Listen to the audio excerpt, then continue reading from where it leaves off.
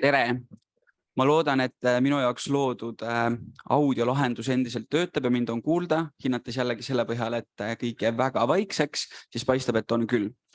Peatselt on siis algamas debatt, kus siia kogunenud erakondade esindajad saavad avada oma mõtteid keskkonna teemadel, rääkida, mis on nende erakondade peamised valimislubadused ja kuidas kavatsevad nemad keskkonna teemal Eesti elu edendada. Mina olen Markus, mina olen tänase debati moderaator ja pean tunnistama, et mina olen ilmselt siin saalis olevatest inimestest pisut vähem keskkonnateadlik. Nimelt olen ma Eesti kirjanduse ja teatriteaduse tudeng ja tahaks vähemalt loota, et jään siinse saali publikumile keskkonnateemadel võib-olla teadmiste poolest alla. Küll aga tulema ka Tartu Ülikooli väitlusklubist ja proovin siis täiendada enda sellist kogemuste pagasit väitlusteadmistega selleks, et sundida erakondade esindajaid oma mõtteid põhjalikumalt avama ja enda seisukohti analüüsima. Ütlen kiiresti ära ka, et tänase debati eesmärk on see, et poliitikud saaksidki oma seisukohad võimalikult põhjalikult lahti seletada. Selline klassikalise poliitilise debati sõnasõda võiks jääda ehk teisejärguliseks. Seega proovigem olla võimalikult analüütilised ja keskenduda sellele. Paar korralduslikku asja enne, kui hakkame debatiga pihta. See debatt toimub 2 plokis, vahepeal on lühike paus ja debati esimeses osas saate esitada küsimusi. Selle küsimuste lingi QR-kood peaks peatselt ilmuma ka slaididele. Aga laseksin nüüd kõigepealt poliitikutel ennast tutvustada. Alustame siit samast minu kõrvalt. Palun öelge enda nimi ja erakond, mida te esindate. Mikrofonid, ma loodan, et saate sõbralikult ära jagatud. Mina olen Tõnis Lukas ja esindan Isamaa erakonda. Mina olen Kaia Solnik ja esindan erakonda Eestimaa Rohelised. Olen Gea Kangilaski ja Eesti 200. Tere kõigile, mina olen Ismail Soojev ja esindan Keskerakonda. Tere, mina olen Rain Epler, esindan Eesti Konservatiivset Rahvaerakonda. Hallo. Töötab. Mina olen Lemmit Kaplinski ja esindan Sotsiaaldemokraatlikku erakonda. Aitäh. Ja Eko Alender, Reformierakond. Tervist, Indrek Kaadler, esindan parempoolseid. Hästi, asugem siis debati juurde. Esimene küsimus, mida sooviksin teilt küsida, on üsna lihtsakoeline. Kliimatemaatika on kõigil meelel ja keelel. Kuuleme pidevalt, et on kliimakriis ja midagi on vaja ette võtta. Selle debati alustuseks tahaksingi, et iga esindaja ütleks siis, mis on see üks peamine lahendus, millega nemad kavatsevad kliimatemaatikal Eesti ühiskonda paremaks muuta. Alustaksin Kaia Solnikust.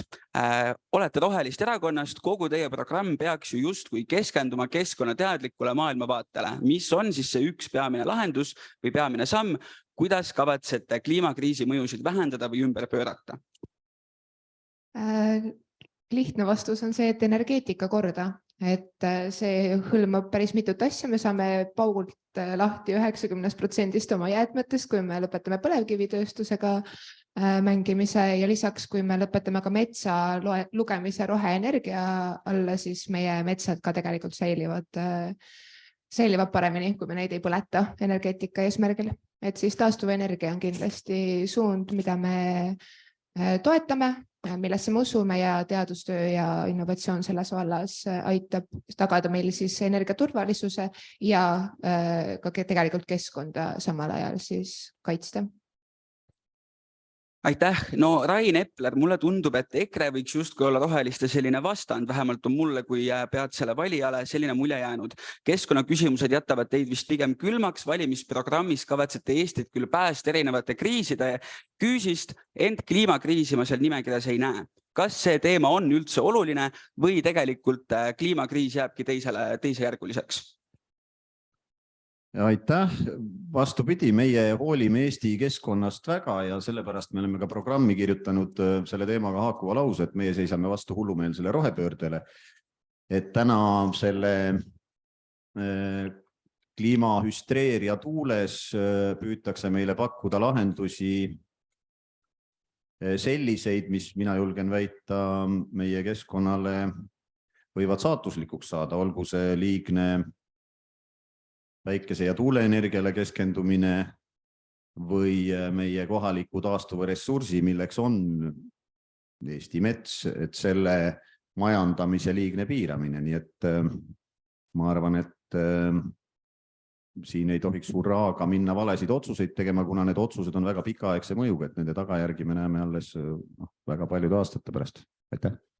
Ja aitäh. Lihtsalt üks kire täpsustus sellise pikaaegse väitlejana tahaksin teada, et mis see kliimahüsteeria on? Kumb on see, milline on nagu mõistlik lähenemine sellele, mida teadlased meil ütlevad ja millal on tegemist hüsteeriaga? Hüsteeriaks ma nimetan seda, et meile nagu püütakse öelda, et teeme nüüd ruttu midagi, et maailm päästa või ütleme, et maailm päästa keskkonnakatastroofist näiteks, aga siis samal ajal öeldakse, et Eesti puhul, kui me räägime, et ehitame merre näiteks tohutu hulga meretuuleparke. Nüüd viimasel ajal on ka siin kuulda olnud, et neid parke me ehitame eelkõige elektri ekspordi eesmärgil, sest see nüüd ei ole üldse kindel, kui suures mahus seda elektrit hakkab Eestisse jõudma.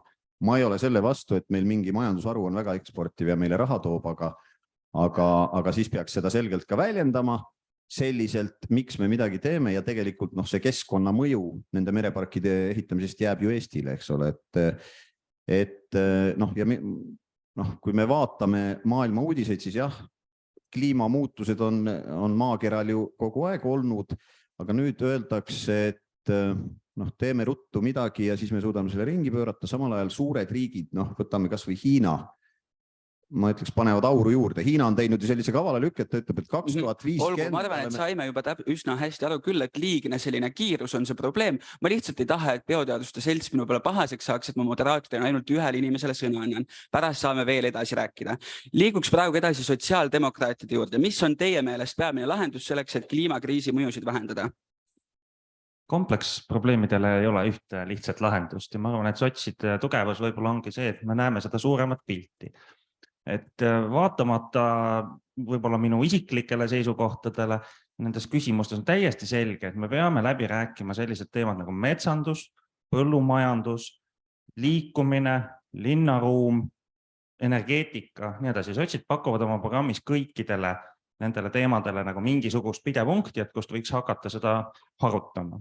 Mõne arvates on selleks harutamiseks juba ammu liiga hilja ja me olemegi hukule määratud, et siin ma ühineks ka nendega, kes nimetavad seda osa kliimahüsteeriaks ja tahaksin lähtuda ikkagi pragmaatilisest keskkonda arvestavast majandusarengust. Ja see soov paistab sotside programmist ka välja. Kui sa tahad küsida nüüd ühte asja meie programmist, mis mulle nagu isiklikult kõige rohkem meeldib, siis on see, et me ei pannud sinna 4-realist Tallinn-Tartu maanteed, küll aga kirjutasime rongiühendustest. Mulle väga meeldib rongiga sõita. Ja aitäh. Tea Kangilaski endise sotsiaaldemokraadina, kas tahaksite tegelikult kõigele alla kirjutada, mida just öeldi, või on Eesti 200-l siiski mingisugused paremad lahendused veel? Ei, päris kõigele ei kirjutaks alla. Aga jah, ma selles mõttes olen küll täpselt sama veendunud, et kõik, mida me siin Eestis teeme ja Eesti keskkonnale teeme, see siia Eestisse ka jääb. Ja see, mida me teeme põlevkiviga, jääb siia Eestisse täpselt samamoodi kui see, mida me teeme tuuleenergia valdkonnas. Et prioriteedid tuleb paika panna ja ma arvan, et meie kõige lähiaja suurem prioriteet, see samm, mis tuleb ära teha, on ikkagi taastuvenergiale üleminek, sellepärast, et muidu ei ole meil tegelikult ka võimalik seda maailma hoida. Et ma ei nimetaks seda kliimahüsteeriaks, ma ütleks, et see on pragmaatiline valik. Kogu meie majandussüsteem tegelikult peab sellest lähtuvalt muutuma ja muidugi, selles osas olen ma Lemmituga nõus, et tegemist on kompleks probleemiga ja taastuvenergia ei ole ainus lahendus, et me tegelikult räägime ju samal ajal ka ringmajandusest, sellest, et meie majandus ei tohi olla enam sama ressursimahukas edasi, eks ole, räägime kõrvale elurikkuse kriisist, need kõik vajavad lahendust ja jah, ma isiklikult arvan, et võib-olla kõige olulisem punkt meie programmis ongi just nimelt kliimaseadus, see, mis peaks kõigest sellest tegelikult väga selge orientiiri andma. Et mida me siis Eestis mõõdetavat teeme lähiajal, mida teeme pikas perspektiivis, kuidas me seda teeme, kuidas me jõuame nende eesmärkideni, mis me oleme püstitanud. Ja põhimõtteliselt, et kui mõnes eesmärgis alla jääme sellele, mis esialgu kavatsetud, siis mis me rohkem teeme, et me ikkagi selle eesmärgi saavutaks. Ehk siis kõige olulisemad on ikkagi taastuvenergiale üleminek, kliimaseadus ja elurikkuse suurendamine. Hästi. Parempoolsed, äkki teilt tuleb ikkagi üks kindel asi. Teie kui majanduslikult parempoolne erakond, mis võiks olla see üks asi, mis teid eristab? Kui teie tuum on majandus, siis mida kavatsete te keskkonna jaoks teha? Aitäh küsimuse eest. Sõltub, millise nurga alt vaadata. Kui me vaatame seda süsiniku emissioonide seisukohalt või vaatame seda süsiniku sidumise seisukohalt. Ma arvan, et olulisem läheneda oleks asjale süsiniku emissioonide seisukohalt. Ja kui me vaatame, kust tuleb täna eestlase süsiniku jalajälg, siis on see meie energia tootmisest vaieldamatult. Meie süsiniku jalajälg on täna umbes 3 korda suurem, kui on keskmise eurooplase oma ja kõige suurema efektiga tegevus ilmselt oleks täpselt seesama, nagu rohelised juba mainisid ja Eesti 200 ka, et energia üleminek, küll võib-olla mitte 100% roheenergiale või taastuvenergiale, vaid kindlasti tooksin siin mängu tuumaenergia. Miks tuumaenergia? Sellepärast, et roheenergia lahendused, eriti päike ja tuul, ühelt poolt nende probleem on see, et tuul ei puhu igal tunnil sama tugevusega ja päike ei paista 24 tundi ööpäevas. Et taastuvenergia lahenduste kasutuselevõtt eeldab päris korralikku lahendust ka salvestusvõimsusele ja kui me vaatame puhtalt energiaefektiivsuse seisukohalt, siis ilmselt tuumaenergia on see, mis on võib-olla energiajulgeoleku seisukohalt täna parim samm. Aitäh. Ja aitäh teile. Tõnis Lukas Isamaalt. Isamaa jaoks näib, vähemalt minu jaoks, sel valimisperioodil olevat kõige tähtsam lastetoetuste teema, mis tuleb esile ka üsna mitmes teises valimisdebatis, mis võib-olla sotsiaalpoliitikale tegelikult ei keskendu. Kas kliimakriisi lahenduseks on ka lastetoetus mingis uues vormis või on seal ikkagi ka uued teised sammud, mis kõige paremini probleemi lahendavad? Nojah, ma tunnen mingit niisugust lainet või natuke iroonilist suhtumist sellesse võib-olla inimestelt, kellel ei ole lapsi ka rohkem, aga ma tahan teile ütelda, et jah, Eesti jääb Eestiks juhul, kui meil mingi juurdekasv on. Kas või koolid, kui me räägime, et alles olid, praegu on koolides aastakäigud 16 000, aga eelmisel aastal sündis 11 500 last. Ühesõnaga, see Eesti ühiskond, kaasa arvatud keskkonnateadlikkus, me kanname seda ikkagi põlvest põlve. Ei ole võimalik vahetada ära elanikkonda ja öelda, et nad kannavad samu väärtusi. Aga kui nüüd tuua mingi omalt poolt selline natuke erilisem vaade, sest pole mõtet korrata kõike, mis energeetikas või kusagil mõnes valdkonnas, mida me siin hakkame veel käsitlema, juba öeldi, siis suhtumine on oluline. Mina ei nimetaks seda kliimahüsteeriaks, ma nimetaks seda ehmatuseks, mis on praegu läbi käinud.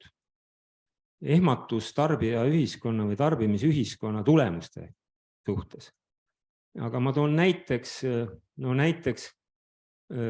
mind võib pidada vanameelseks, konservatiivseks, aga ma olen harjunud tulesid ära kustutama, prügi maast ära korjama. Minu jaoks on võõras, kui konisid visatakse maha, ma ise ei ole küll suitsetaja, aga 20 aastat tagasi seda ei tehtud. Tänavale, rannaliiva, seda ei juhtunud eriti, keegi tegi kohe märkuse. Nüüd me oleme lasknud selle käest ära ja oleme ehmatunud, mis tulemused see annab küll kalastikule, küll kõigele. Või see sama, mida praegu noorus on hakanud üles võtma ja tõesti väga kiiduväärne, et teid siin nii palju on ja see on see nii-öelda taaskasutus, ka riiete ja kõige taaskasutus. Need on need sellise omaniku ja hea peremeheliku suhtumise näited, mis ühe inimese tasandil on võib-olla väike asi, aga kui sa mõtled kogu ühiskonna peale, tarbimise, need samad asjad, mis mina pidasin normaalseks 30 aastat tagasi, pean normaalseks praegugi. Kui me kõik käituks niimoodi, siis meil oleks tegelikult seda energeetilist hirmu või siis tarbimishirmu ja seda keskkonnasaastumise hirmu palju vähem. Nii et suhtumine on oluline ja mul on hea meel, et sellise väärtuspõhise preambula me oleme pannud ka endale programmi. Aitäh. Ma siiski tahan natuke. Vabandust, ja see laieneb. Kui te mõtlete, et ma rääkisin niisama seda juttu, tegelikult see laieneb. Kui tollal ei laienenud see tööstusele ja sellistele asjadele ei osanud vaadatud, kuna see oli mingi riik kaugel, siis praegu tuleb seda suhtumist laiendada energeetikasse, tööstusesse, igale metsandusse, igale poole. Ehk kas selle mõtteavalduse lõpuks me siis saame aru, et see üks lahendus ikkagi, mida te pakute, on siis selle suhtumise laienemine?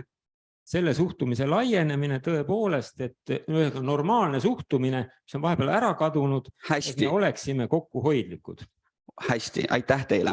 Ismail Mirsoojev, milliseid lahendusi teie Keskerakonnast ette näete? Mis võiks olla see üks poliitika, mille kaudu keskkonnateemasid lahendate? No keskkonnateemasid on mitu, nagu juba eelkõnelejad ütlesid, et kõiki probleeme ei anna ühe asjaga lahendada. Et kui me räägime energeetikast, millest siin paljud kõnelejad juba rääkisid, siis kindel on see, et põlevkivist tuleb üle minna, aga küsimus on see, et kui kiiresti ja kuidas siis edaspidi seda energiat kätte saada. Sest nagu me teame, igale majandusele, tugevale majandusele on vaja energiat. Ilma energiat ei ole ühtegi tugevat majandust.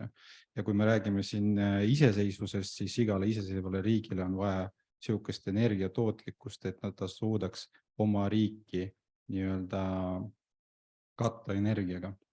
Ka Keskerakond on selle arvamusel, et tegelikult võiks vaadata pigem sinna tuumaenergia poole lihtsalt sellepärast, et see on palju stabiilsem, sest paratamatus on see, et me elame riigis, kus päikest tegelikult ei ole väga palju, selleks me ka reisime ju, kes Türgis, kes Egiptuses, kes kaugemal.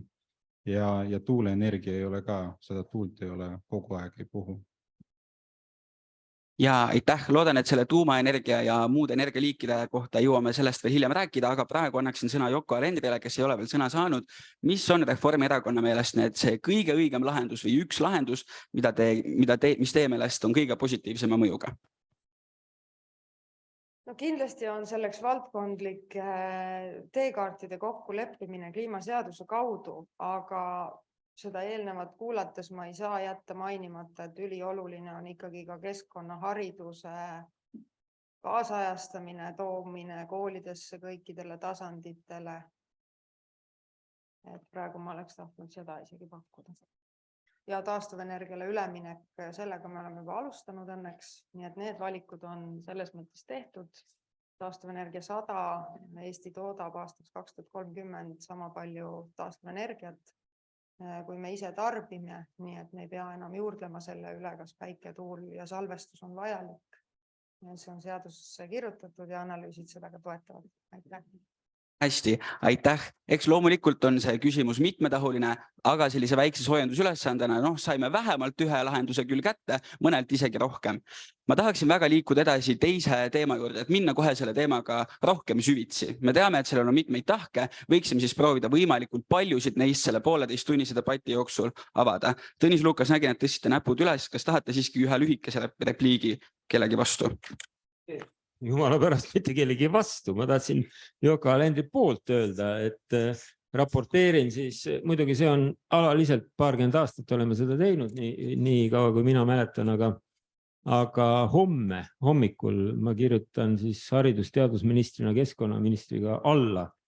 Homme kell 9 on väike ülekanne ka sellest, kirjutame alla keskkonnahariduse programmile, kus on palju erinevaid tegevusi, nii nagu kirjuid koeri, nii et ma ei hakka neid kõiki ette lugema, neid on päris palju seal, aga keskkonnaharidus on tõesti väga oluline ja sellise dokumendi homme ka alla kirjutame. Keskkonnaministriga koos, kujutage ette erinevad erakonnad ja mõtlevad ühtemoodi. Super. Aga kui juba läks jutt selle juurde, mida ministeeriumid teevad, siis tegelikult järgmisena tahaksingi edasi liikuda seadusandlike küsimuste juurde. Tahaksin rääkida sellest, et milliseid seaduseid oleks vaja riigis muuta selleks, et kliimaküsimustes oleks meie ühiskond turvalisem, paremini kindlustatud. Siin all ka ettevõtlus, kliimaseadus, Euroopa Liidu direktiivid. Esmalt taga, selleks, et seda plokki sisse juhatada, tahaksin, et kõik erakonnad vastaksid minu meelest üsna lihtsale küsimusele. Kellel peaks lasuma peamine kohustus selleks, et kliimamuutused kliimamuutustest tulenevad kahjud likvideerida. Kas me peaksime kohustuse paigutama üksikindiviidile ja otsustele, valikutele, mida tema oma elus langetab, või peaks kohustus lasuma pigem ettevõtetel ja nendest tulenevalt peaksime siis neid kahjusid hetkel ära kaotama hakkama. Loodan, et küsimus oli enam-vähem selge. Aga kes tahaks esimesena sõna? Yoko Alender, teil käsi püsti, palun. Kõigepealt ma tänan, see on esimest korda, kui keegi kõikides keskkonnadebattides, kus ma olen olnud, kas esineja või moderaator küsib kliimakahjude kulude kohta. Aitäh selle küsimuse eest. Ma kipun arvama, et täna need kahjud maksab kinni väga suures osas maksumaksja.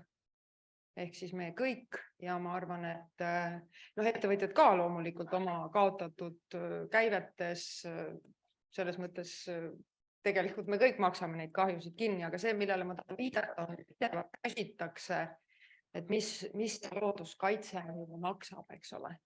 Aga väga harva küsitakse ja võib-olla ka tänu sellistele lähedal toimunud sündmustele, nagu näiteks Saaremaal olnud lumi, eks ole, nüüd me oleme näinud päriselt neid numbreid väga lähedalt, eks ole, ja me hakkame sellest rääkima, et ma arvan, et osa sellest kliimaseadusest peabki olema ka kliimamuutusega kohanemise poliitikad kõikides nendes erinevates valdkondades ja tegelikult, kui me kaasajastasime kliimapoliitika põhialuseid nädal tagasi lõpuks Riigikogus, siis ka sinna sai sisse see, et ka meie elektrisüsteemid tuleb kliimakindlaks muuta ja selleks ka 15 miljonit üle olnud CO2 rahadest saab eraldatud, nii et teate, selle maksab see põlevkivi ka siis mõnes mõttes kinni, kui me niimoodi võtame, eks ole, või õigemini see meie halvalt stardipositsioonilt alanud vähendamine.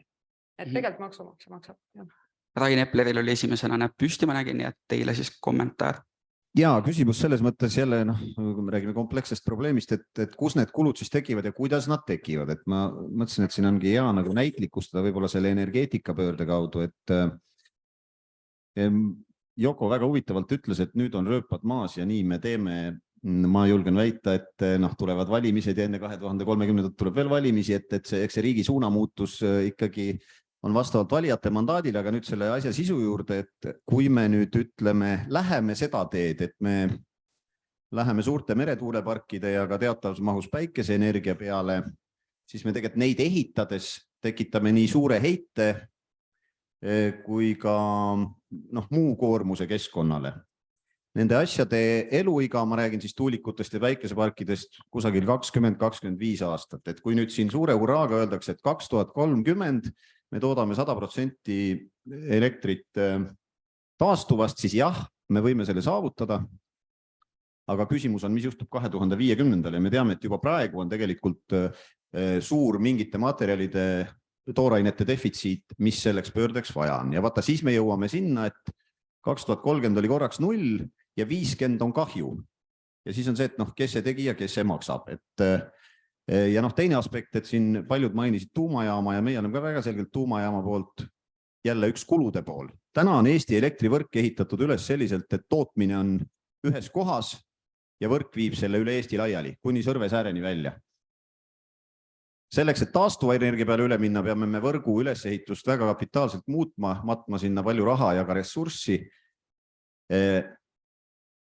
Vastupidiselt sellele, kui me väga avalikult ja selgesõnaliselt tunnistaks, et ütleme järgmised 10, 12, 15 aastat ilmselt meie energia tagab põlevkivi ja siis võtab selle üle tuumaenergia, siis ma väidan, et meie kulud ja kahjud on väiksemad kui praegu ennaktempos tuule- ja päikeseenergia peale minnes.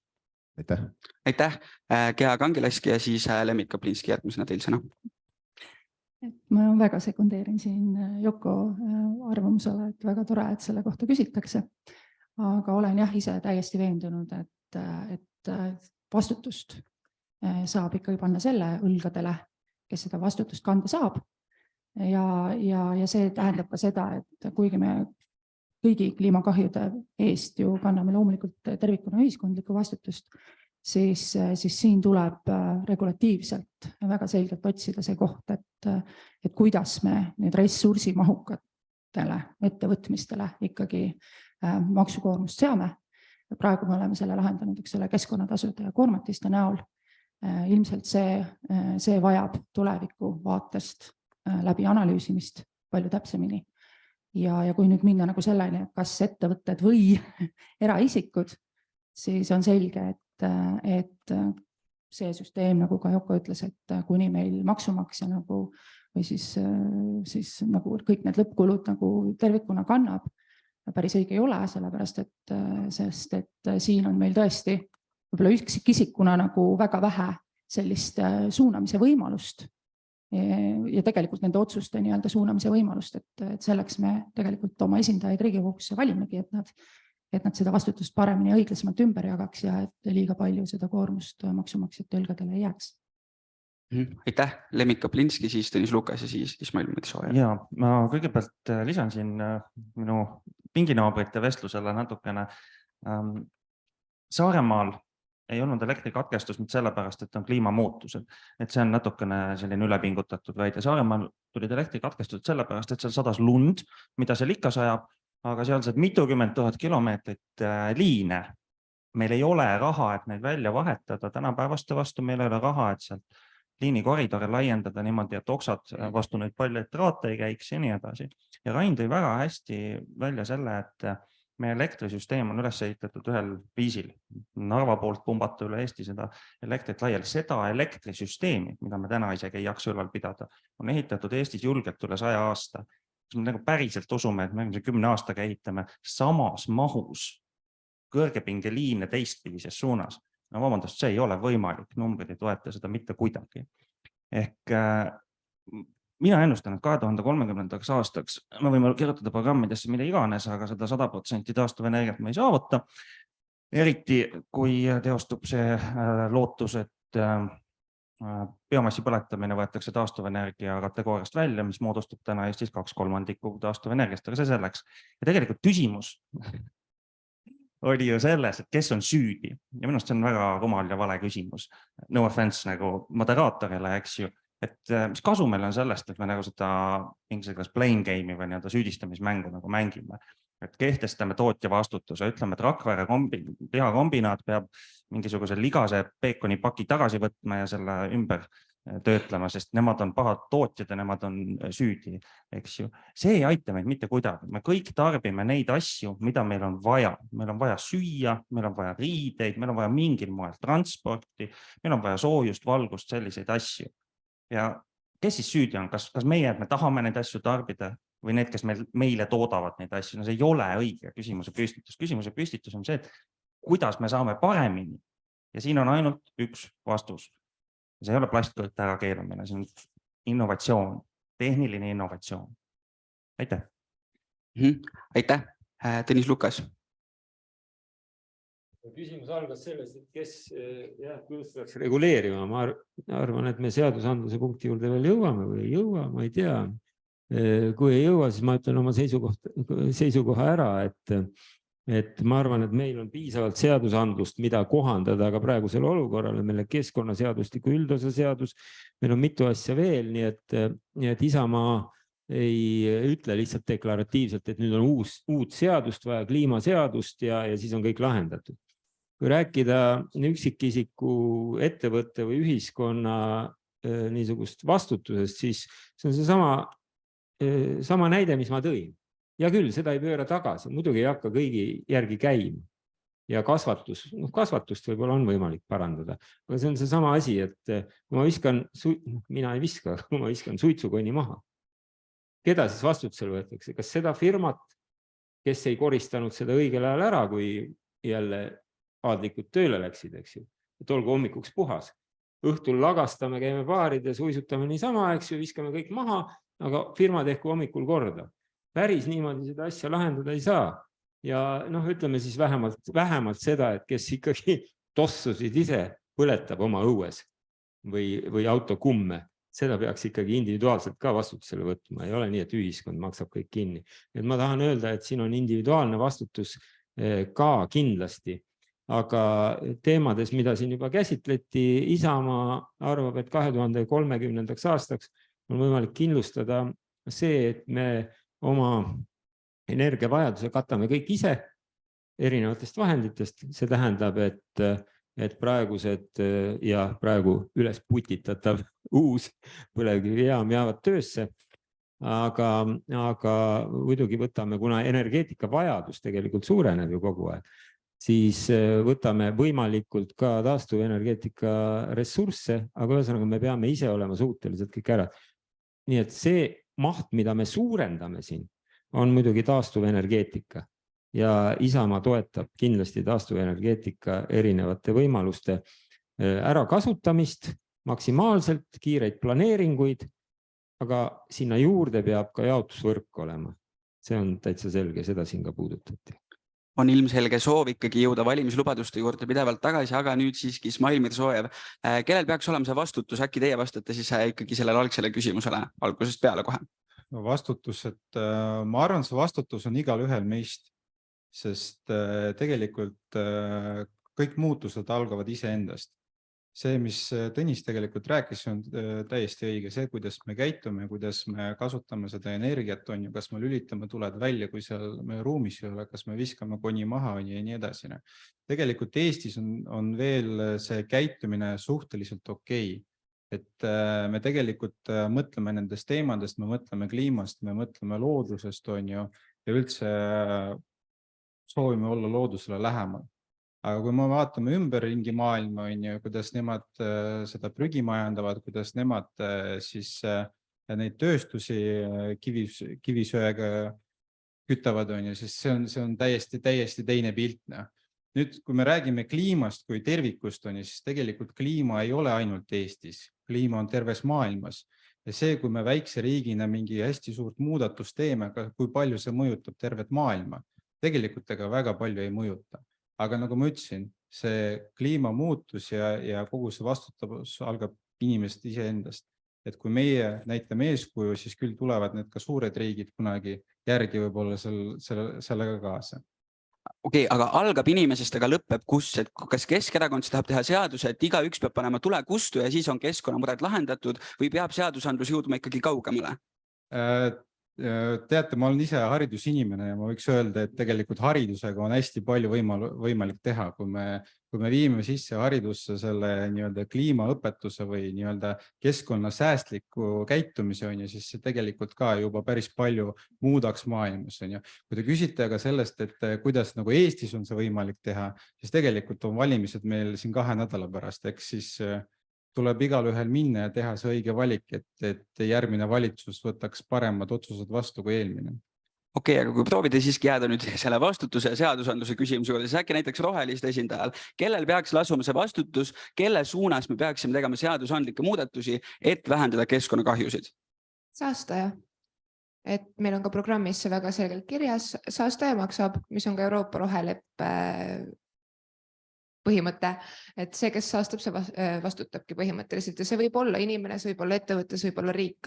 Et praegu Eesti riigina me oleme ka süsiniku mõttes muutunud saastajateks, me emiteerime, kuigi me peaksime net zero olema sidujad. Et selles suhtes, jah, saastaja vastutabki. Rääkides erinevatest, kas me jõuame nende energialiikide juurde, sest mul on väga teised. Ma arvan, et jõuame teises osas veel küll, aga prooviks veel selle teema siis lõpuni rääkida. Ja seadusandluses tõesti, et see kliimaseadus aitab siis panna need piirid paika ja üldiselt ma arvan, et tegelikult ei ole head või halba asja, on see, kuidas me nendega käitume ja suitsukonid ei pea olema halvad asjad, kui nad on biolagunevad, sest plastiku ja prügi kõige suurem probleem on see, et ta on olemas. Suitsukonisist saab väga edukalt teha ka biolagunevatest materjalidest ja nii sinna näiteks kas või seeme sisse panna ja kasvatada sellest juba uusi asju. Koni on lõpplahendus, enne mõni ka päris suits. Nojah, et suits ei ole plastikust tehtud, koni on plastikust tehtud ja see on probleem ja sellega peab tegelema. Et selles suhtes ma arvan, et prügi ei ole probleem, energia tootmine ei ole probleem, asi on lihtsalt selles, kuidas me seda teeme ja lõpuks võiks ju olla niimoodi, et keegi ei vastuta, sest me ei saasta, vaid me hoopis taastame. Hästi, ehk siis selge vastus küsimusele, kes peaks vastutama. Äkki parempoolsed tahate ka selles ringis veel sõna saada ja siis lähme nende lisarepliikide juurde. Jaa, aitäh. Ma arvan, et vastutus on tegelikult kollektiivne, aga kuhu see vastutus otsapidi välja jõuab, on ikkagi üksik indiviidi tasandil. Et see, et riigid mingil hetkel on loonud raamistiku, mis on võimaldanud viia selle planeedi sellesse seisu, mis ta täna on ju tegelikult selle sama tarbija pärast.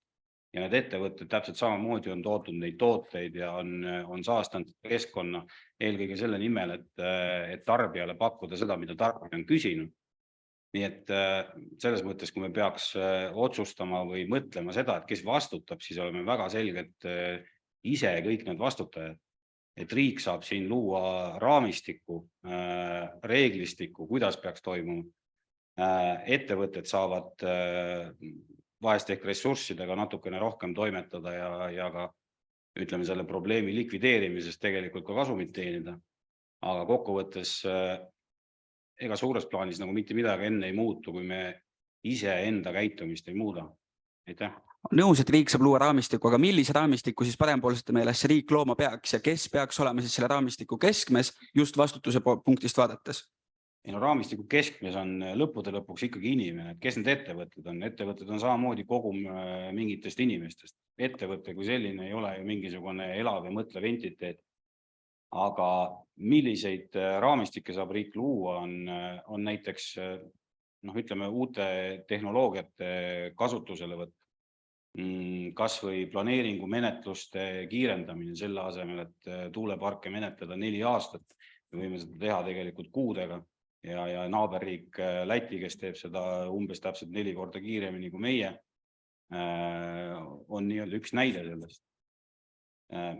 Samamoodi veealade kasutused, süsiniku sidumised täna selleks, et rohelist vesiviljeluse projekti sellele saada riigipoolset luba, selleks läheb täpselt samamoodi aega aastaid ja seda põrgatatakse erinevate ministeeriumite vahel. Olgu, aitäh. Selleks, et jõuaksime siin plokis ikkagi kenasti veel küsimustega lõpule, siis 2 lisarepliiki luban Yoko Alender ja Rain Epler. Palun, Yoko Alender esimesena. Ja, no võib-olla siin on tulnud muidugi nii palju asju välja, mida kõike tahaks kommenteerida, aga ma võib-olla lihtsalt kommenteerin seda, et mis nagu Eestil on sellest kasu, eks ole, et me paneme justkui mingid piirid, et tegelikult ikkagi taastuvenergia, mis annab meile puhta ja odava energia.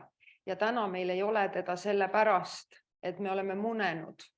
Mingit ehmatust ei ole toimunud enne, kui tuli sõda. Sõda oli ehmatus. Langes ära Vene energeetika, eks ole. Sealt tuli ehmatus. Teadlased on rääkinud minu teada vist 19. sajandi algusest kliimamuutusest. Üks Rootsi teadlane pidas seda väga toredaks nähtuseks, et metsad hakkavad kiiresti kasvama meil ja tal oli õiguseks. Aga selles mõttes ma tahtsin lihtsalt lükata tegelikult ümber selle hüsteeria teema, et lõpuks ometi me toimetame ja me oleme tegelikult väga palju seadusandlikke muudatusi juba teinud, mis taastuvenergiale üleminekut kiirendavad ja ma loodan, et meil tuleb valitsus, mis selle suunaga jätkab. Aitäh, Rain Epler. Ja mina tahtsin kommenteerida seda isikliku eeskuju ja vastutuse teemat, mida siin tõstatati, et Tõnis rääkis suitsukonidest ja näiteks möödunud nädal me olime Jokoga ühes debatis, kus Joko tõi hea näite oma ilusast rohelisest kampsunist taaskasutatud, et see kõik on väga õige, et me peakski püüdma igaüks olla parem inimene iga päev, aga mida ma näen, et selle baasilt on Eestis tekkinud nagu selline tendents, et inimesed võtavad ühe kitsa lõigu, olgu siis need konid või kasutatud riided, ja selle pealt hakkavad tegema vahet enda kui kuidagi moraalselt parema hästi käituja ja nende teiste halbade, kes konid maha viskasid. Ja siis sealt järgmine samm me võime jõuda väga kurja ühiskonda, et seda tuleks nagu tähele panna, et me ka seal debatis Jokoga jõudsime sinna, et see on väga tore, et minu teksapüksid on juba 20 aastat alati olnud ostetud taaskasutusest ja Jokol kampsunid, aga kui me vaatame kaubanduse statistikat, siis Saara ja H&M-i numbrid lähevad ikkagi üles, eks ole, ja see on nüüd laiem teema, et kas me ühiskonnana siis tegelikult promome ju seda jätkuvat uue tarbimist, et see on meie mõtteviisis sees ja siis me jõuame Euroopa roheleppeni, kus tullakse välja sellise absurdse loosungliku eesmärgiga majanduskasv, mis on lahti seotud ressursi kasutusest. Kuidas me ta lahti seome? seadusandluses sees. Ei no, aga me inimesena kasutame ressurssi, mille iganes tegemiseks. Ja vaat kui põnev, olemegi jõudnud esimese sellise sõnasõjani, ma loodan, et äkki ringmajanduse teemadest ikkagi ka jõuame ma ütlen siis rääkida. 2 lauset ringmajandusest. Ärme teeme nii, et need 2 lauset jäävad ikkagi hiljemaks ja praegu sellel teemale paneme punkti. Olemegi jõudnud Euroopa roheleppeni, see mulle sobib palju paremini. Tahtsime rääkida seadusandlusest, räägime siis ka nendest suurematest direktiividest, mis Eesti kliimakäitumist mõjutavad ja panevad piire sellele, et mida me saame või ei saa teha. Küsiks lihtsalt esmalt, mida te arvate sellest kõigest? Kas see on hea, et Euroopa Liit ütleb meile ette, kuidas me peaksime käituma või ei ole? Kas meie vabadus piiratakse liiga palju või mitte? Gea Kangilaski tahab esimesena sõna, palun. Ma arvan, et see on väga hea, et me oleme koos Euroopa teiste riikidega kokku leppinud need eesmärgid. See ei ole mingisugune asi, mida kuskilt Euroopast meile keegi, ma ei tea, kes seal kuskil istub siis ja ütleb meile, et me seda tegema peame. See on ikka asi, mille me oleme ise täpselt samamoodi Euroopasse viinud, selle vastutuse võtnud seal koos teistega, kes võtavad samasugused vastutused. Et see on meie ühine asi. Euroopa ongi algusest peale olnud minu meelest. Ja ma loodan, et siin enamus on ühel meelel minuga, et meie ühine asi. Me koos võtsime vastu selle otsuse, et me läheme Euroopa Liitu, ühineme selle liiduga ja me koos seame Euroopa Liidus eesmärke. Aitäh, Ismail Versoojev ja siis Yoko Alender. Tahaks Geale öelda, et Riigikogus on ka palju erakondi, aga kui sa oled ikkagi väike erakond, siis ega sinust väga palju ei sõltu. Nii võib-olla ei sõltu ka meist väga palju, mis Euroopas vastu võetakse. Et kindlasti me saame seal midagi kaasa rääkida, aga üldpildis, et öelda, et me oleme nüüd Euroopa Liitu sisse nagu nii-öelda liitunud Euroopa Liiduga ja ükskõik, mida Euroopa Liit meile ütleb, et see ongi nii-öelda puhas tõde. Et tegelikult ka teaduses on erinevad arvamused sellest, kui palju metsa peaks majandama või kui palju ei peaks majandama. Tegelikult ongi elus nii, et see, kui sa kahtled milleski, siis see on hea. Me ei saa võtta lihtsalt mingit asja puhta tõene ja öelda, et nüüd ongi nii, et üks inimene Brüsselist ütles ja nüüd me kõik peame tegema nii, et iga riik, iga liikmesriik tegelikult on erinevas kliimavööndi, sest tal on erinevad võimalused, erinev majandus ja me ei saa öelda nüüd, et me kõik peaksime üheks selleks kuupäevaks olema nii-öelda kliimasõbralik riik. Ma loodan, et ei jää muljet, et ma kiusan, aga võimalus on lihtsalt liiga magus, et kui kaua me siis ootame, et kui palju peab keskmine kliimatemperatuur tõusma või et kui paljud metsad peavad põlema, millal me ootamise ära lõpetame? Te teate, see kliimamuutuse temaatika on üldse selline asi, et tegelikult ta käib lainetena, ega see,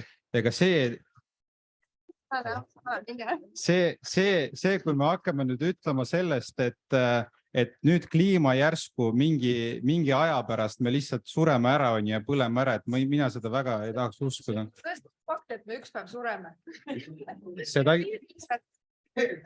Kirjutan alla.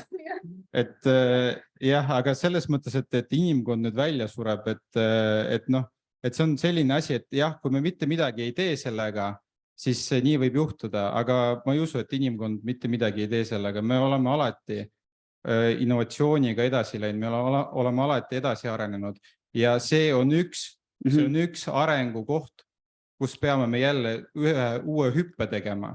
Ja siin tegelikult, ma saan aru, et kõigile pakkus nalja, aga see on hea, et vähemalt publik kuulab. Ja aitäh, väga tore. Ma sain aru küll, et ootame, aga siis kui ühel hetkel on piisavalt innovatsiooni, siis võib-olla enam ei oota. Teeks nüüd nii, et Yoko Alender, siis Tõnis Lukas ja siis Rain Epper. Ei, juba 2 tükki juba oli nüüd. Väänasid mu sõnu, ma ei öelnud, et ootame. Ja ei, no ütlesite. Aga teeme nüüd siis nii, et Yoko Alenderile praegu sõna, siis Tõnis Lukas, siis Rain Epper. Ma ütleks nii, et see, mida me oleme saavutanud Ukrainat toetades, tõestab väga hästi, et väike saab olla kuulatud ja saab asju muuta. Minu meelest see on kõige parem tõestus sellest. Ja minu meelest samamoodi Euroopa Liidus Eesti on väga paljudes küsimustes eestkõneleja. Kas me oleme eestkõneleja selle rohereformi läbiviimises? See jääb igaühe meist enda teha. Mina näiteks kirjutan ALDE rohemajanduse programmi järgmine esmaspäev. Teisipäev. Et ma arvan, et Euroopa see ongi see, mis me taas teeme, aga ma ütleks veel omalt poolt, et mina isiklikult olen väga õnnelik ja Reformierakond, et Euroopa võib küll olla bürokraatlik ja aeglane ja detailides vahel tüütu, aga ta on järjepidev ja ma loodan, et ta on sama järjepidev ka rohereformi küsimus. Aitäh, Tõnis Lukas. Aitäh, ma olen ka nõus, et Euroopa ongi üks kokkulepe ja üldiselt see kokkulepe teenib meie eesmärke ja Isamaa kindlasti on jätkuvalt seda meelt, et me peame Euroopa Liitu ja läände kuuluma ja ei saa seda kahtluse alla seada. Aga loomulikult peame me seal seisma ka oma kultuuriliste erisustega, energeetiliste erisuste ees, seda teevad kõik riigid, siis ei ole mitte midagi kummalist. Ülemineku aegu tahavad erinevad riigid erinevateks asjadeks. Ja siin võib olla täiesti erinev kultuuriline situatsioon, lähtepunkt, kust midagi hinnatakse, kui kuskil suurtes linnades keegi mõtleb välja, et nüüd on vaja kogu haljastus kaitse alla võtta, siis ta ei arvesta ju Soome, Rootsi, Eesti ja meie metsasusega ja ta kehtestab sealt lähtudes mingid tinglikud nõuded või kui keegi arvab, et lehmad on liiast ja laste saamine on liiast ja kõik niisugused asjad parandavad kogu maailma, me ei pea kohe sellega ju nõustuma, eks ju, me peame oma seisukohad ütlema. Nii et kindlasti Euroopas on debatti vaja ja Eesti seisab oma seisukohtade eest, me ei pea seda absoluutselt häbenema. Ja kaasa arvatud üks asi, mis me võime praegu uhkust tunda, mis on mitmete teemade lahendus ka, sest uuel ajastul on vaja tehnoloogilisi lahendusi ja meie rohetehnoloogia startupid on tegelikult väga edukad. Me oleme siin ikkagi üks tähelepanuväärne keskus ja sellega meil tuleb jätkata. Äkki räägiks nendest startupidest ka mõnes muus plokis kui seadusandlus, Euroopa seadusandlus omas? Jah, vabandust. Ja, pole hullu. Aga nüüd Rain Epler on veel tahtnud sõna ja siis minu kell näitab, et 2 minutit on veel 45 minuti lõpuni. Ja, proovime selle 2 minutiga siis lihtsalt seda teha. Proovin lühidalt, et absoluutselt ei ole kolleegidega vaidlust selles osas, et see Euroopa on meie ühine asi ja see on see klubi, kuhu me tahame kuuluda ja loomulikult lääs, aga ma tahtsin just kommenteerida see, mida Gea rääkis, et me ise oleme siin asjad kokku leppinud, et Gea ei ole võib-olla olnud nende dokumentide valmimise juures ja neid liiga palju lugenud, mis seda rohelepet puudutavad, aga see roheleppe egiidi all tegelikult meile vaikselt tuuakse föderatsiooni ehk et teatud asjad, mis aluslepingutes on kokku lepitud, näiteks maksundus, et on riikide enda otsustada teatud asjad, kus nõutakse ühehäälsust. Nüüd roheleppe raames räägitakse subsidiaarsusest ja proportsionaalsusest ja öeldakse, et see on nii suur teema, seda riigid ise ei saa teha ja seetõttu me kehtestame Euroopas näiteks plastimaksu või seetõttu me hakkame Brüsselis otsustama, kuidas Eestis metsasid majandatakse või ei majandata. Ja võt see on nüüd see koht, kus ei saa enam öelda, et meie ise leppisime kokku, vaid see on see koht, kus tegelikult ametnikud, Euroopa Komisjon põhjendusega, et kliimateema on nii tähtis, hakkab sõitma üle riikide otsustusõigusest ja siin EKRE kindlasti on selliste tendentside vastu, et me peame riikidena suutma asjad kokku tõesti leppida ja siis nii teha, mitte nii, et see kuidagi hiilivalt tuleb meile peale. Ja, aitäh. Prooviks siis nüüd teha Lemmit Kaplinski, siis Indrek Aller ja siis Kaja Solnik. Ja, et Euroopas loomulikult meie oma inimesed on need kokkulepete juures olnud ja mõjutanud neid nii palju kui võimalik. Mul on sellega 2 probleemi. Ma ei hakka kordama seda, et Euroopa Liit on tore ja nii edasi, eks ju. Ja järjekindel, mõnikord lollilt järjekindel. Et esimene probleem on see, et täna see on Euroopal roheleppe, see ei ole Eesti roheleppe. Kõik need suurepärased läbirääkijad, kes on olnud, ei ole tulnud ja meile seletanud, mis asja nad nüüd kokku leppisid ja seletanud selle niimoodi, et me saame aru, miks see nii on ja mis see eesmärk on ja kuidas see meie elu mõjutab. Et loeme lehes, et opla, mingi asi on jälle ära keenatud. Näiteks minu jaoks on täiesti müstika, mis Raul võib pärast pahandada minuga, aga miks on Eesti võtnud endale ainsana 3 Euroopa Liidu liikmesriigist suurendada metsade süsiniku sidumist üle 3 korra. Samal ajal, kui Soome näiteks on mingid üksikud protsendid lubanud suurendada seda, et mis meie metsanduses siis nii valesti on. Ei ole ju midagi nii valesti. Et ühesõnaga, see on nagu üks pool, et Euroopa roheleppe jah, aga see tuleb oma vahel siin Eestis oma inimestega läbi rääkida. Enne kui öelda, et nüüd on purgis. Ja teine asi on see, et see ei ole teaduslik kokkulepe, see on poliitiline kokkulepe, mis tähendab, et see sisaldab väga palju selliseid asju, millele tegelikult ei oleks mõistlik alla kirjutada. Euroopa rohelepe toetab maagaasi põletamist näiteks, eks ju. Meenutame, kes avasid Nord Streami rõõmsalt, sakslased ja venelased, eks ju, need samad sakslased seisavad oma rahvuslike huvide eest ka Euroopa roheleppes ja nende rahvuslikuks huviks kuni sõja alguseni oli põletada Vene gaasi. Et selliste asjade eest me peame nagu, kuidas öelda, teadvustama endale, et see on poliitiline kompromiss, seal on palju sellist, kus nagu teadlased ei saa sellele alla kirjutada, aga see on nagu parim, mis meil täna on. Ja me peame sellega tööd tegema, selleks me peame ise aru saama, mis asi see on siin Eestis. Aitäh, 2 viimast repliiki parempoolsetelt ja rohelistelt ja siis on kohvipausi aeg. Aitäh. Tahan ka öelda, et absoluutselt nõus sellega, mis Yoko ennem ütles, et ühise rindena tõenäoliselt õnnestub meil need probleemi paremini lahendada. Ja kui me tahame olla Euroopa Liidus ja me vaieldamatult tahame olla Euroopa Liidus, siis me kahjuks ei saa endale lubada sellist luksust, et me valime need võitlused, mida tingimata meie ainult tahame teha. Et me peame nii-öelda arvestama siin seda keskkonda ja seda nii-öelda õigus- ja majandusruumi, kus me eksisteerime. Et väiksed nagu me oleme, aga samas oleme suur jõud. Kui me meenutame seda naeri tõmbamise muinaslugu, siis lõppude lõpuks ilma hiireta ikkagi seda naerist maa seest välja ei saanud. Aitäh. Ja aitäh. Ja viimasena siis Kaia Sulnik sõna. Mina olen väga roheleppe fänn ja usun, et ka terve erakond. Ja ma arvan, et see on tegelikult päris teaduspõhine. Tartu Ülikoolis lausa on õppeaine nimega Euroopa roheleppe, seda saab nagu õppida, et kui soovid tutvuda, siis soovitan, saab vaba kuulajaks ehk minna kui läbi rääkida. Ja selles suhtes, et ma arvan, et jah, tõesti see on suur dokument, selle tutvumine võtab aega, aga samas see on kindlasti seda väärt ja selle põhjal tasuks ka Eestile kohaldatud siis seadustik luua, et see kliimaseadus taaskord siis tuleb, et võtame selle Euroopa roheleppe aluseks ja teeme selle täpselt nii, nagu meile sobilik on.